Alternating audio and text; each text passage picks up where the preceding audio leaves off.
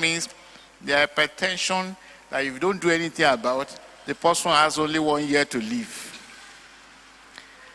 Malignant hypertension is the hypertension that if you don't do anything about it, the person dies that same year. That's the meaning of malignant hypertension. There are different types. So if somebody has hypertension, try and know the type of hypertension that the person has. Can I have the questions, please, so I can rush about it? Thank you so much. The first question here says, can a child outgrow adenoid enlargement? Yes. Yes. Can a child outgrow adenoid enlargements? The answer is yes. Okay, there are police stations in your body. There are police stations in your body. The way God made it is that most of them are never seen. The police stations are never seen. So anything that goes through your mouth passes through a place around your neck that is called the Waldeer's ring. It's a circle of police stations. There are police station cells there. So a child, usually God knows. So he knows that a child puts almost everything that it sees into the mouth. And some of these things contain microbes. So anything that goes through their mouth, there are some lymph node organelles here. They call them the adenoids, or we call them the Waldeer's ring. So in children, that area can be enlarged because of the reactions that happen there regularly. So some people will say they took their child to houses and they say they will have to cut it. What you cut in that place is called the uvula. That's nothing to do with sore throat. That's nothing to do with sore throat. So when you cut your uvula, you're just wasting time. When people overcome it by cutting their uvula, the reaction that happens around that uvula by that cut is what makes them to get better. It's not that you have attended to what is the problem. So when you say a child has tonsillitis or adenoitis or Waldeer's ring inflammation, it is usual. It is because their throat is narrow. So by the time they grow up, most of what makes them to snore or open their mouth and breathe most times, it will disappear. So the question is can a child outgrow adenoid enlargement? Adenoid enlargement means there is infection around the throat regularly. They usually outgrow it. The ones that require operation, that means the child cannot breathe at all, and that's dangerous.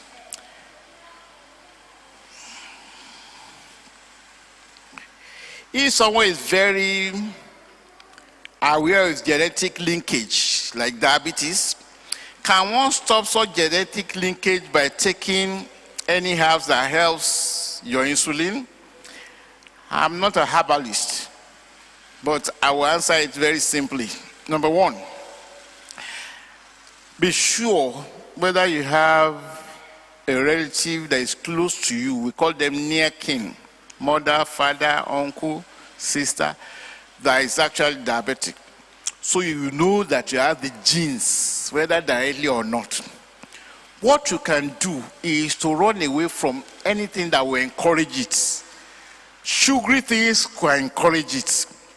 Overeating can encourage it. A lot of bitter things, they discourage it. So when you say you are taking Swedish bitter, me, I don't take anything bitter anyway, sorry. Even when I was young, I don't take agbo. But if you take anything bitter, bitter things tend to reduce your blood sugar. Is people don't know. That don't go yarrow.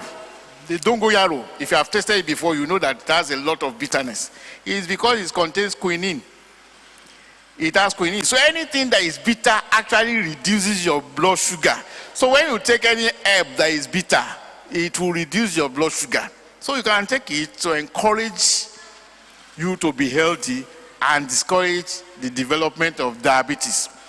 But the truth is this, it now depends on whether you have what they call a dominant gene for diabetes or you have a recessive gene for diabetes. I won't be able to explain that one because of our time. If you have a dominant gene for diabetes, even if you eat wood and paper, you will have diabetes. Hello, somebody. When you have dominant gene for anything, it will express itself. So, in people who have dominant gene for diabetes, even when they fast, they don't eat at all. Their sugar will be high. So once their diabetes starts, whether they like it or not, they must take treatment. If they don't take treatment, if they fast, they will have diabetes. Their blood sugar will be high. If they eat paper and wood, their blood sugar will be high. If they eat amala, let's not talk about that one. So, but if you have a recessive gene for it, she will go to any length to know why. The man will say nothing is wrong with me, because a man that has erection thinks that nothing is wrong with him. When you pester them, come to hospital, he won't come. He will say nothing is wrong with me. But a woman will do all the tests, go and look for all the drug, anything that they say she will do. So women are more careful about their health. That's why they live longer. So a lot of people will say they don't engage in tasks that we do. They engage in more tasks that we do. They work more than men. If you do house chores for 1 week, you know how laborious it is. What does the person that have hepatitis B do? If the person has had it confirmed, the person must have what they call a viral load check. I repeat that statement. Let the person write it down. Viral load check. That you check that hepatitis B is positive does not mean you die.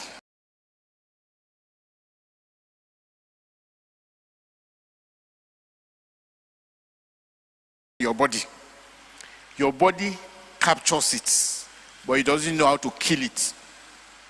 So all viruses, they are always captured by the body, but they won't be killed. When they want to cause havoc, the viruses multiply and escape into the blood.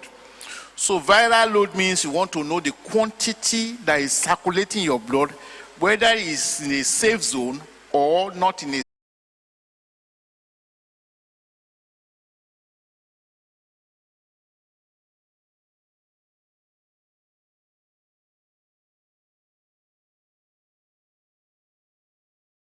B can occur through intercourse. So if a woman is hepatitis B positive, it's viral. I always tell people, the best food you can use or take is the one that God made. If you want to take yam,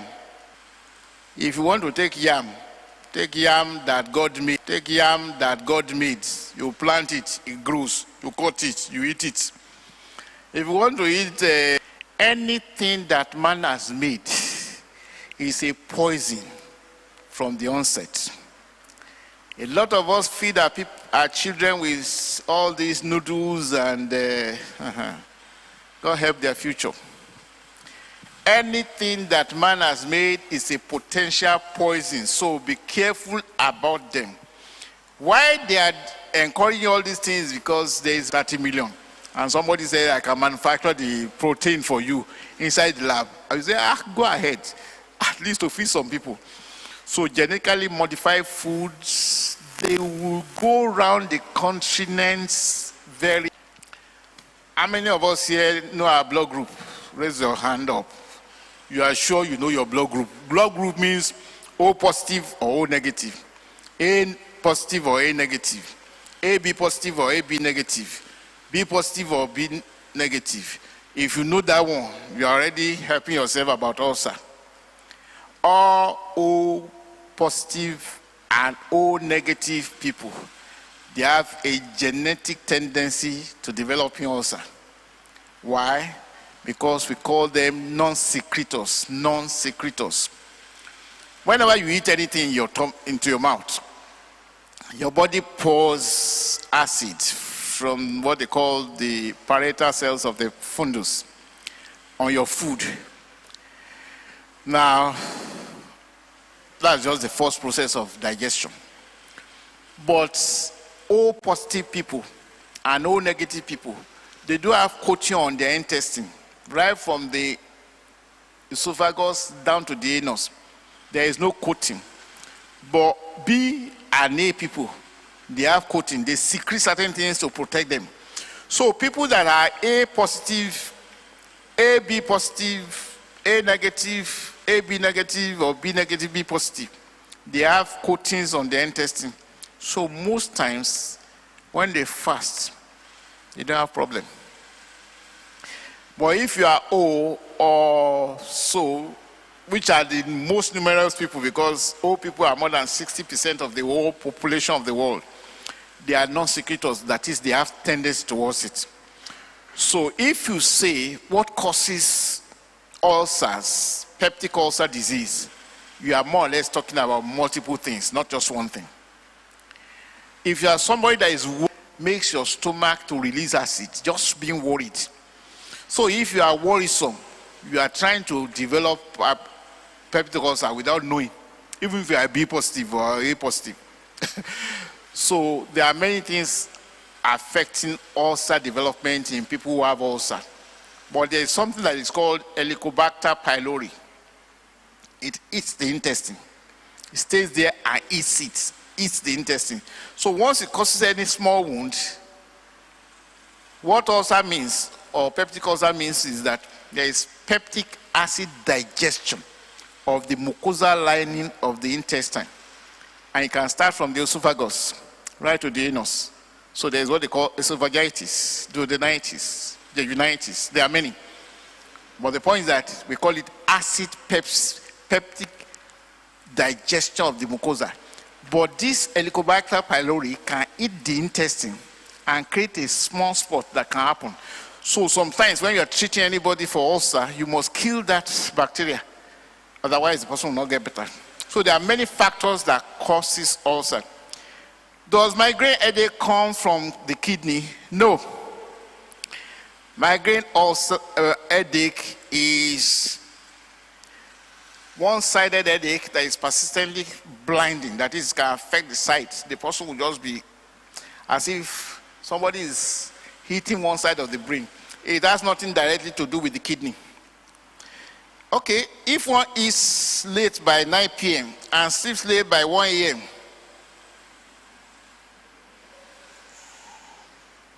is this okay? I have, and sleeps by 1 a.m. for 6 hours. Is this okay? It's not okay. The reason is that the brain wakes you up deliberately. That is day. If you sleep by 3:30 a.m., 3:30 a.m., because you are going to work, the brain will wake you up 4:30 a.m. So there is a particular part of the brain that makes your day calculated. Because you are going to church tomorrow morning, the brain already has it. It's in your subconscious.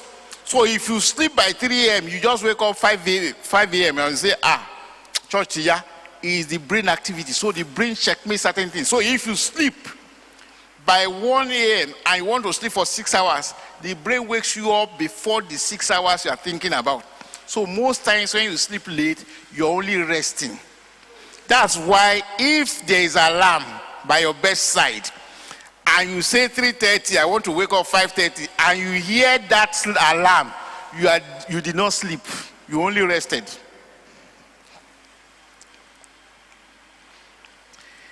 Is low blood pressure a cause for alarm? Yes. Low blood pressure means the kidney is not receiving enough, and the kidney collects 25% of our blood flow every minute. So if you have low blood pressure, it is not normal. But what people call low blood pressure is because they don't understand what it means. If somebody has low blood pressure, the person is not here. Nobody in this place has low blood pressure. Because low blood pressure means you cannot get up by yourself. You will not get up by yourself. You can't stand by yourself. So if your BP is 98/55, it is low normal. It is low, but it's normal. That's why you're able to walk around. Anybody who has low blood pressure, we call it hypotension. The person must be on bed. The person will not get up by himself. So if anybody told you that you have low blood pressure, it's because you have a normal blood pressure that is low. It is not a disease. The one that is disease will not allow you to get up, because the brain, they are still normal, they will live. The person that is silent and is not talking is the one that needs help. And that's what they have to tell all our FRC people when they get to accident site. The people that are shouting, they are the ones that they bring to hospital. That's wrong. The person that cannot talk is the one that needs attention. The one that is just looking like that and is calm is on the way out of this world. But people that say, yeah, you, he will shout 6 hours. Go new cool. So don't bring that one to hospital. Praise the Lord. So hypotension means the person will even not be able to talk. That's what hypotension means.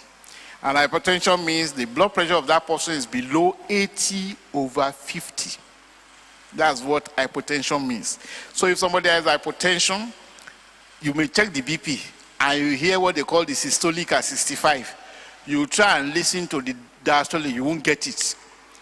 At that moment, you must start drip and you start this rush. It's not the time you begin to minimize drip and say, we call it rush. If you don't rush the drip, the kidney will stop work. Once the kidney stops work, in fact, every other thing is just nonsense. You're just wasting time. The kidney must never stop work in anybody. That's why they say, start drip for him. When you start drip for anybody, you are already saying, let the kidney start work. Because if the kidney doesn't start work, all the things that will store in that body is enough to kill that person.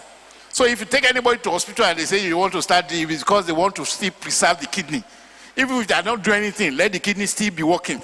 Because once the kidney stops work, the life is gone. If anybody has chronic kidney failure and they say they want to change the kidney, I'm telling you, as my own blood now, we're inside God's house. The person is buying time. Kidney failure is death certificate. The person has collected death certificate. They have not written the date of his death. That's what it means. Because anybody that has kidney failure is a goner. You change the kidney, the person will die. You don't change the kidney, the person will die. It is only that one is going to be earlier than the other. So it's one organ that doctors don't allow to rest. You must keep it working if the person must be alive. Which is more important in blood pressure measurement? The upper reading or the down one? That's a very good question. The upper one is called the systolic blood pressure. The lower one is called the diastolic blood pressure. Now, diastolic blood pressure is mainly about the relaxation BP of the heart. That is, when the heart is relaxed, that's the meaning of the lower one. We don't ever want it to go beyond 90 in anybody.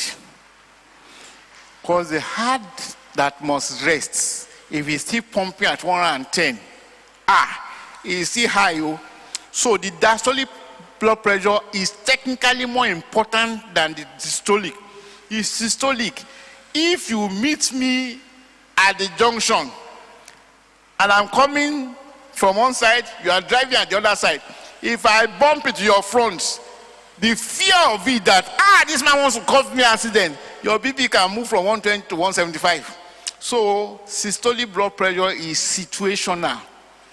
It depends on the circumstance. So if you are worried, it will go up.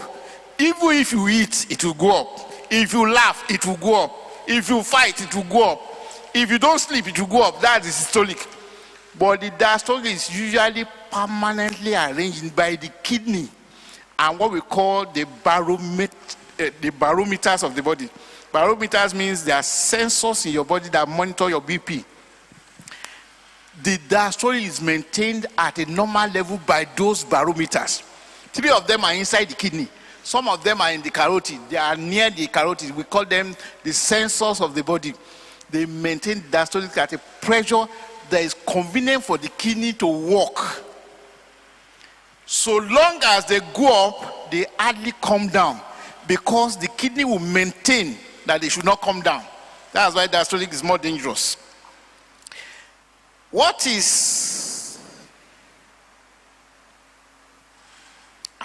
if I enter by 10 p.m.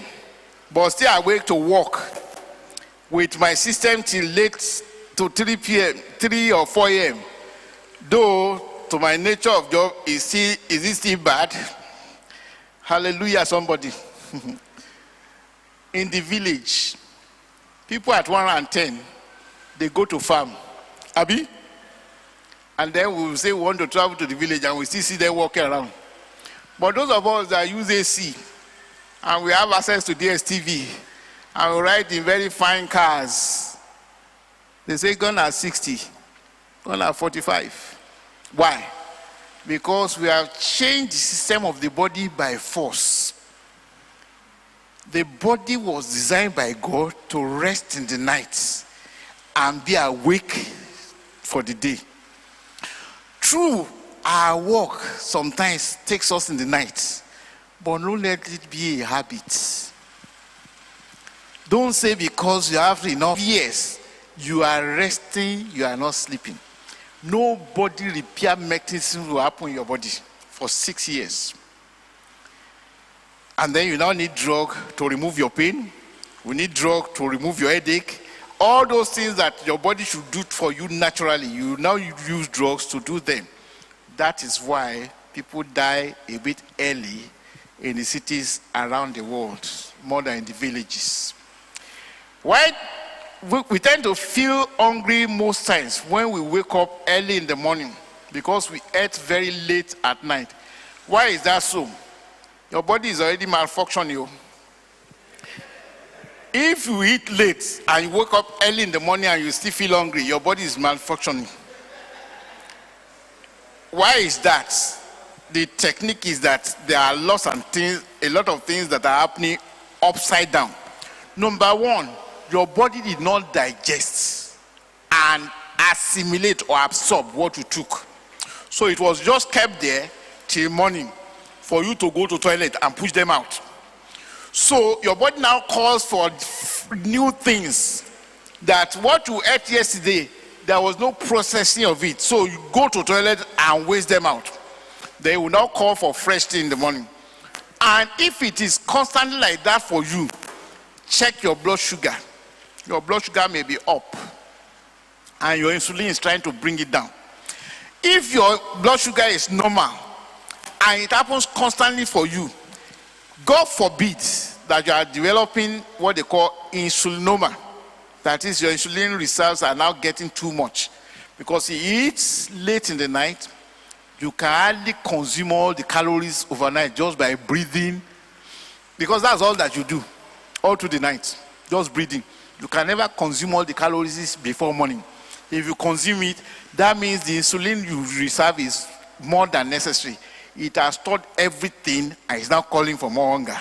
God forbid that you have such a disease, because that disease is very difficult to treat. My son overeats all the time. What are the consequences of this medically? He is 7 years old. All children, every child whose age is 7 or less, the formula for their weight is 2n plus 8, where n is the number in years. I repeat that statement. The formula for the normal weight of a child whose age is less than 7 is 2n plus 8. So when you get home, weigh your child. 2 times 7 is what? Plus 8 is what? If your child is more than 22 kilograms at the age of 7, is overeating. The formula is 2n plus 8, where n is the age in years. So 2 times 7 is 14 plus 8 is 22. The weight of the child should not be more than 22 kilograms. Anything outside of that, your wife went to school but was not educated about feeding. Shall I repeat that statement? Your wife went to school but she is not educated about feeding. The normal feeding of a child is don't add snacks to their meal. Give them all the varieties of food, all the 6 varieties. We all know the 6 varieties, Abi? Carbohydrate, protein, fat, mineral, vitamin, water. Anytime they want to eat, always add it. So if you want to give them anything, not from A3. So if a child should be obese, cut down the food before the age of 3. Once the child is already overweight beyond necessary before the age of 3, the child was supposed to have 98 cells for adipose tissue, let's put it that way, or fat cells, and you have already built 200 cells for that child before the age of 3. The child can go to university and slim down. The child can go to higher institution and say, I don't want to be plump. As soon as there's a little comfort, all those fat cells will come back. Even if she's drinking water at the age of 40, because you have already abnormally fed the child. So the best way is monitor the weight of your child as soon as they're born. Men and women tend to quarrel a lot about this. Don't feed this child. Some women, when they get a plate, until the plate fill, and one funny thing about the stomach is that there are 2 types. If you don't allow the stomach to become C-shaped, a small food will satisfy a child. But once you allow the J shape of the stomach to become C, the child will finish a whole plate and still request for more. By the time the child is 20 years old, you now say, this is a giant. Even the child will be ashamed of himself or herself. I went to one school in our area and I saw a girl. That girl cannot be more than 15 years. My dear, the entire thing I use for suit is what you use for skirt. Everything that I use for this trouser, that's what she used for skirts at the age of 15. She was almost 3 times the normal size of a girl. That's abnormal. She was not designed by God that way. It is malnutrition that caused that. So if you want to do the best for your child now, begin to teach that child fasting. Otherwise, it will be a very serious thing because they are still growing, so he can still add more fat. I know of a friend who broke his collarbone and the doctor told him it will heal back. That any bone located around the heart area has the ability to self-heal. Does that mean the doctor is wrong? Or is there another message behind it? There are many drivers on the road, Abi. There are many drivers on the road now. There are some that are good drivers. There are some that are bad drivers. You don't know them until you begin to see them drive. So there are doctors and there are doctors. Me, I went to Ife. And I left Ife in 1991. And I did my postgraduate in Unilag, Lutz. And then I had a brief stint at UCH, where I did my primaries for West Africa. So if I've worked in Ife, or I was trained in Ife, and I've worked somehow in UCH, and I've worked in Lutz, I don't think what I will say will be wrong a bit. So I just told you, all bones have 100% repairability. All you need to do is allow them to rest, and they will heal. The collarbone is a first ossified bone in the entire human body. So, If it breaks, especially when people are getting delivered, it will also still heal. Is it normal for a man to urinate 2 to 5 times in the night? The person is already 40 years plus. Most men that grow old, they grow old by having prostate signals. But our time is up. I won't be able to tell you a lot about prostate today, but write it down. You must have a PSA done yearly if you are more than 40 years old and you have children. Do your PSA yearly and make sure